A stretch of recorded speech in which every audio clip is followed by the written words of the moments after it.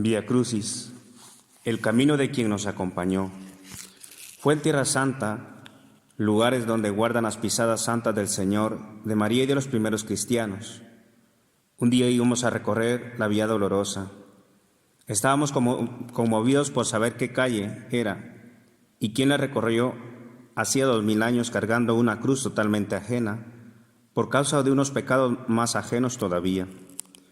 De pronto unos chicos que traían como se trae unos paraguas tras las primeras gotas, cruces de varios tamaños, manoseadas por la frivolidad turística que consume lo que sea. Se ofrecían un precio de alquiler totalmente módico. Padre, $1. Alquilar una cruz para hacer el Vía Crucis con semejante trofeo. He pensado en esa escena muchas veces después, porque hay otro Vía Crucis que no tiene por domicilio Jerusalén, sino por donde cada uno habita. La cruz que se nos carga en los hombros no es de madera, sino la que nos toca abrazar. Esa cruz cotidiana no se alquila ni por $1 ni por más. Resulta escandalosamente gratuita, aunque paguemos tan alto precio. Quizás en la Vía Dolorosa de Jerusalén sea obligado a rechazar una cruz burlesca de madera con alquiler de quita y pon. Pero en el Vía Crucis de la vida, la cruz es tan propia, que tiene el nombre, edad y domicilio de cada uno. Primera estación: Jesús en el huerto Getsemaní. Te adoramos, oh Cristo, y te bendecimos, que por tu santa cruz redimiste al mundo.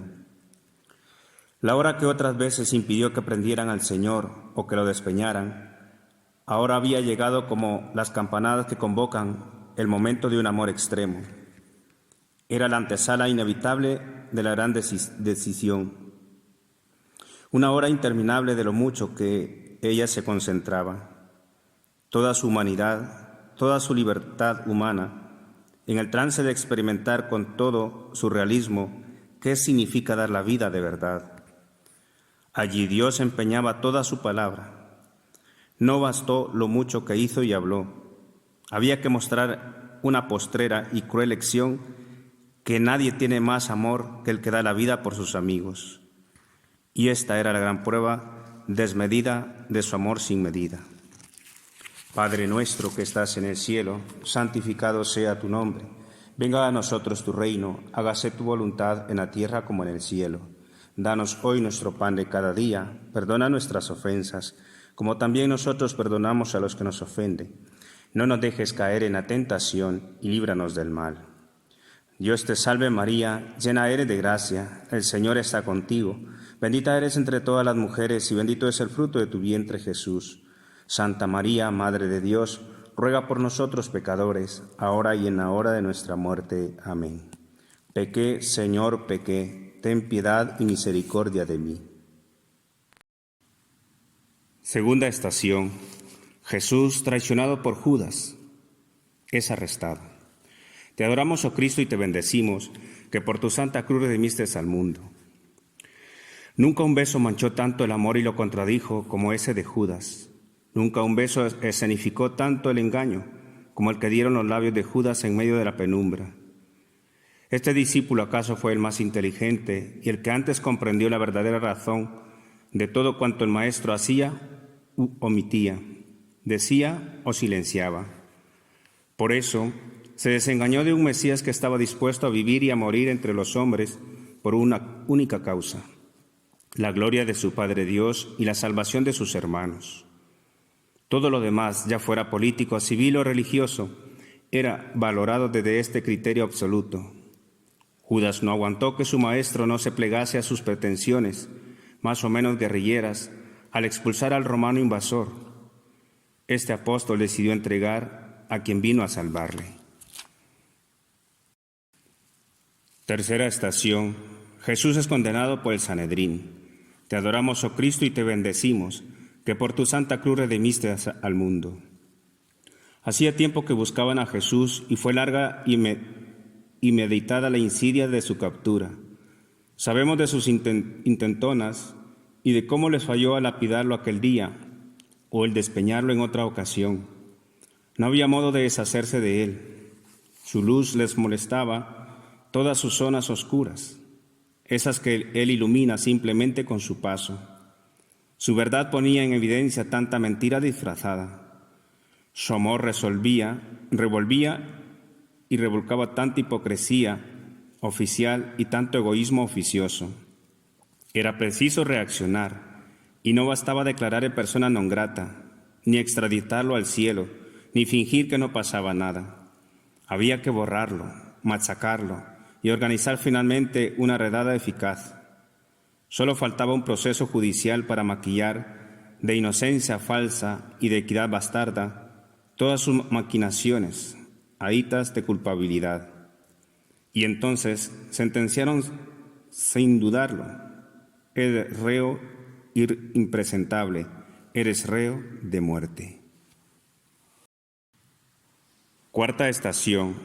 Jesús es negado por Pedro. Te adoramos, oh Cristo, y te bendecimos, que por tu santa cruz redimiste al mundo. Pedro fue el que más lejos llegó buscando al Maestro en medio de aquella tremenda desbandada. Pero a su manera también, Pedro entregó a Jesús, a pesar de su intento. Su beso traicionero, distinto al de Judas, tuvo forma de negación: no le conozco.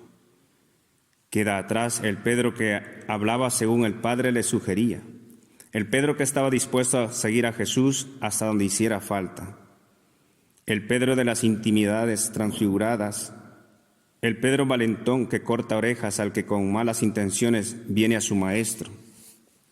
Ahora Cefas ha vuelto a ser un vulgar Simón, porque ya no es piedra ni para sostenerse a sí mismo. Y sin embargo, a la postre todo ha sido una impresionante lección ya anunciada por su Señor. Antes de que el gallo cante 2 veces, tú me habrás negado 3. Quinta estación. Jesús es juzgado por Pilato. Te adoramos, oh Cristo, y te bendecimos, que por tu santa cruz redimiste al mundo. Ante aquel sumario juicio amañado que hiciera el Sanedrín, ahora tocaba el turno a Pilato, para lo cual los sumos sacerdotes tuvieron que politizar el caso de Jesús. Solivianta al pueblo, se presenta como rey, conspira contra el César. Pilato lograba ver entre líneas tanto la inocencia de Jesús como el interés sospechoso de sus acusadores, y trató de impedir la condena de Jesús, despistando con soltar a Barrabás en vez de Jesús. Pero sopesó el riesgo de la defensa de una causa tan perdida. Lo que le puso nervioso fue esa politización de Jesús, el hacer de él una causa de Estado. Y ante el temor de acusación al César de haber encubierto a un insidioso, prefirió lavarse las manos y remitirlo a Herodes, por ser de su jurisdicción. Tal vez Pilato intuyó la inocencia de Jesús y hasta trató de salvarlo.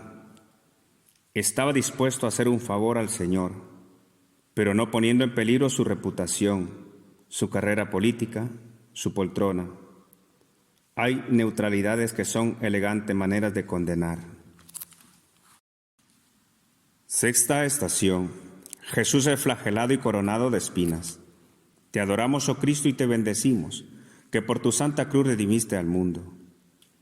Por dar muestra de firmeza ante una muchedumbre amenazadora, o por provocar lástima a un pueblo cruelmente eufórico, Pilato dio la orden de azotar a Jesús, y como si de un cruel carnaval se tratase, disfrazaron a Jesús de rey pelele, túnica, cetro y corona, el sarcástico modo, ridiculizando sin saberlo el corazón de la enseñanza de Jesús, el reino.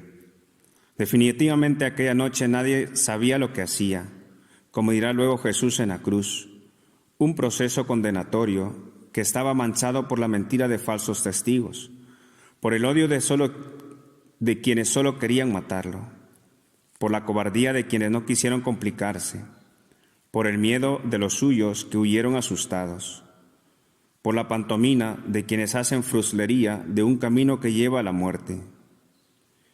¿No es terrible que ante el drama de Jesús y ante los dramas de tantos otros en los que Él sufre y muere, tantas veces respondamos frívolamente haciendo de la tragedia ajena una ocasión para ascender o para obtener ganancias fácil o para divertirnos?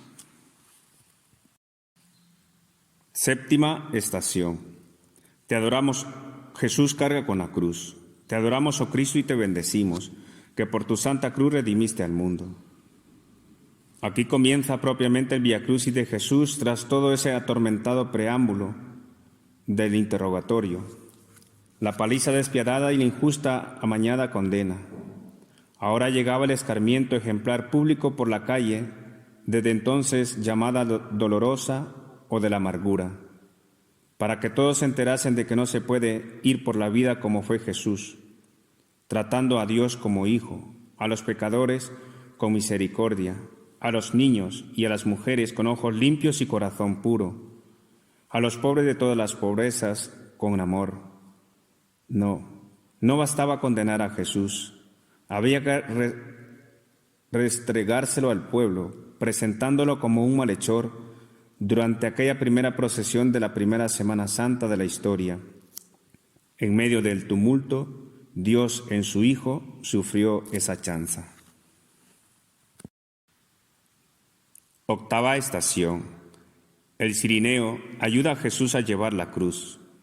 Te adoramos, oh Cristo, y te bendecimos, que por tu santa cruz redimiste al mundo.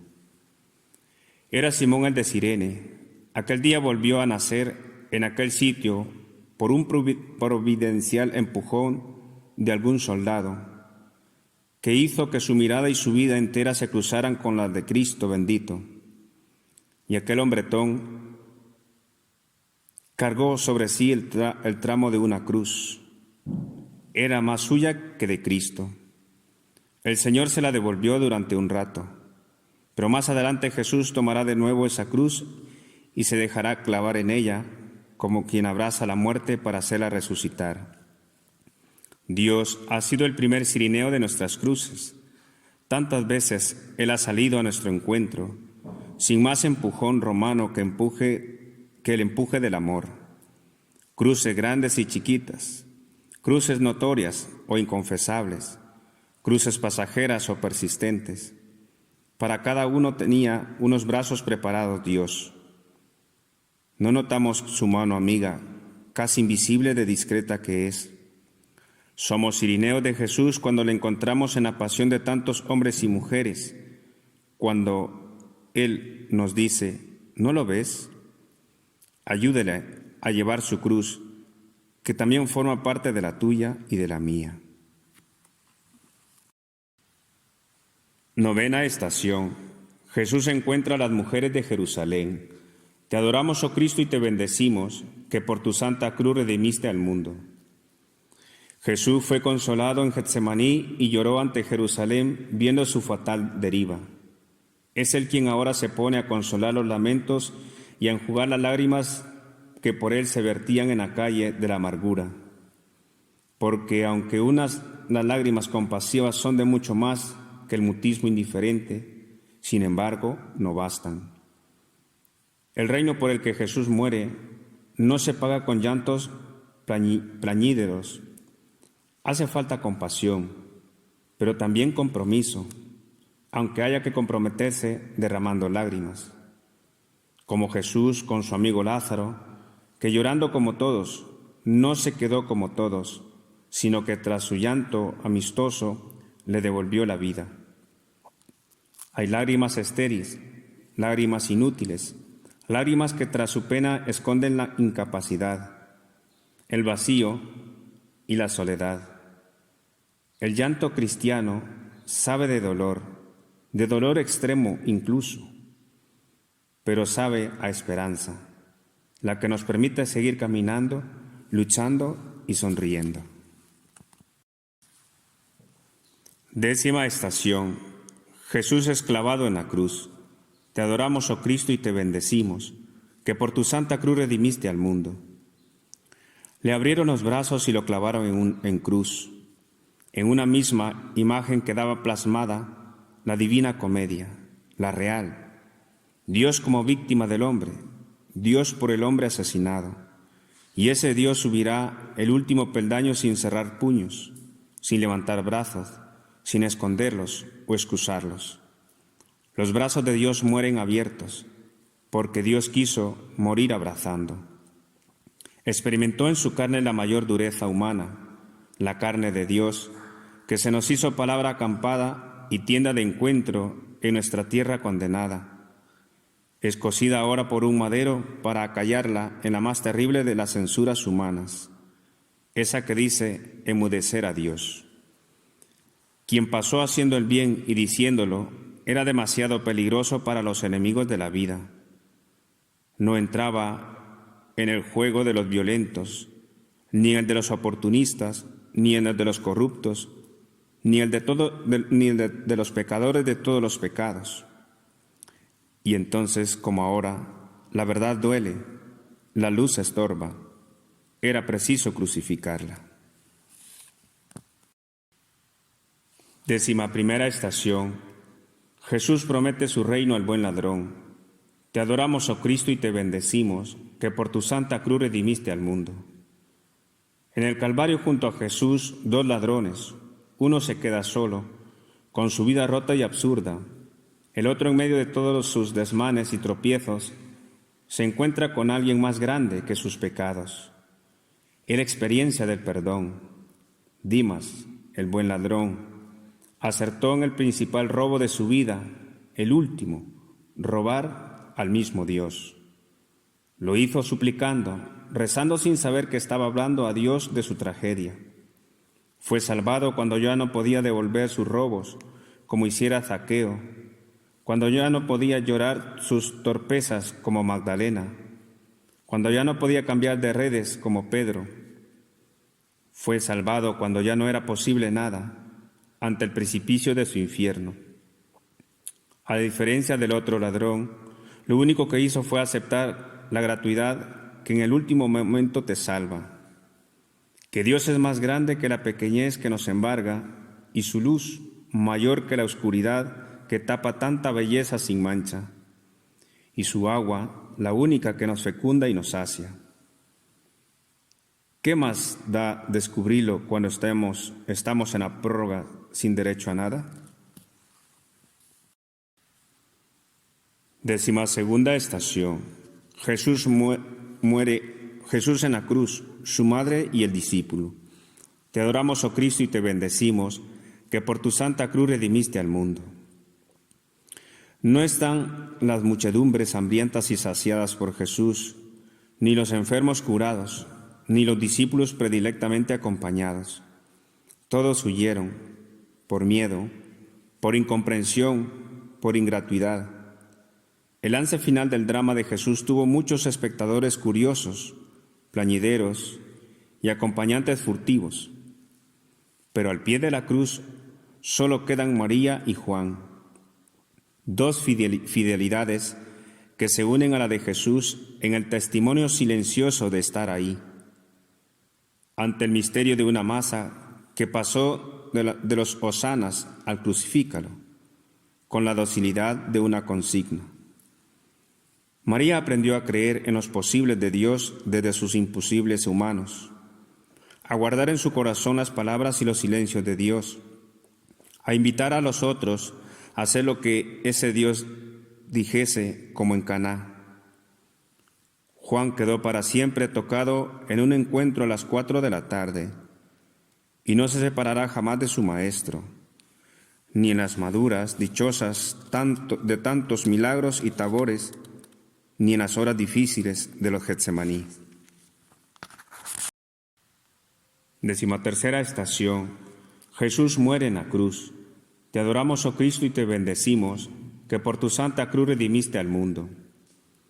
Llegó la hora suprema, hora de nona. La vida está muriendo en una cruz. Solo hay espacio para un silencio abismado que puede acoger callando en los adentros aquel diálogo último del Señor con el Padre Dios. Perdónalos, porque no saben lo que hacen. Así, como quien abre una rendija póstuma al perdón más inmerecido, ante el absurdo más injusto o increíble que se fraguaba. Dios mío, ¿por qué me has abandonado? ¿Quién entenderá este grito supremo a Dios de Dios a Dios? Hasta ese punto se quiso solidarizar Jesús con nuestra pobre humana condición, tan llena de preguntas para las que no tenemos respuesta. Todos los abandonos, todos los desgarros, las oscuridades y extravíos, las soledades y miedos estaban en aquel grito de Jesús. Ese grito resuena en todos los abandonos de cada uno de sus hermanos, de cada generación. Y en su abrazo sublime, extendido en la cruz, hizo también suya todas las muertes violentadas, amordazadas, toda muerte cegada por terrores, antes y después de nacer, toda la muerte de cualquier pecado. Todo se ha cumplido, e inclinando la cabeza, expiró. 14ª estación. Jesús es puesto en el sepulcro. Te adoramos, oh Cristo, y te bendecimos, que por tu santa cruz redimiste al mundo. Como la noche da paso a la aurora, como el sol reluce tras el llanto de las nubes, y la semilla se hace flor, y luego fruto sabroso, así Cristo ha entrado en la entraña de la tierra para salir amanecido. La muerte ha sido callada para siempre, y todos sus aliados no tienen ya la última palabra.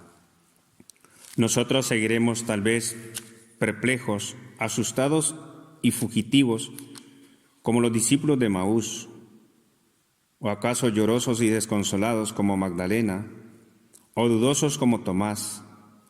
Siempre sucede así, cuando la muerte en cualquiera de sus formas nos acorrala y amenaza. Pero no es la hora del llanto, ni de la duda, ni de la fuga. Jesús resucitará al tercer día y llenará de sentido todo abandono y toda muerte, haciéndolos encuentro y vida en una casa encendida para siempre. Sábado Santo, el de María, Madre de creyentes, que esperará por última vez que lo imposible sea posible. Son las estrofas del Aleluya. Con ella veremos que se pueden transformar los desiertos en torrentes, las espadas y las lanzas en arados y podaderas, las lágrimas en sonrisas, los lutos y sayales en traje de danza y de fiesta, como nos dice el salmista. Señor, eres grano de trigo en la tierra dura y oscura, en el sepulcro de todos los vacíos, donde germinará tu resurrección. La creación y la historia serán testigos de aquel sepulcro que dejaste vacío para siempre, porque tu muerte, que en él fue sepultada, ha sido vencida, ha sido muerta, y en ti, dulce Jesús, la vida para siempre resucitada. La pasión de Dios gime hoy hasta la muerte en el hambre, en la injusticia, en el terror, en los sinsentidos absurdos, en las violencias indignantes de tan diversos terrores, en la pena negra de todos los pares juntos. El amor y el dolor, el amor que engendra vida y que por amar está dispuesto a perderla.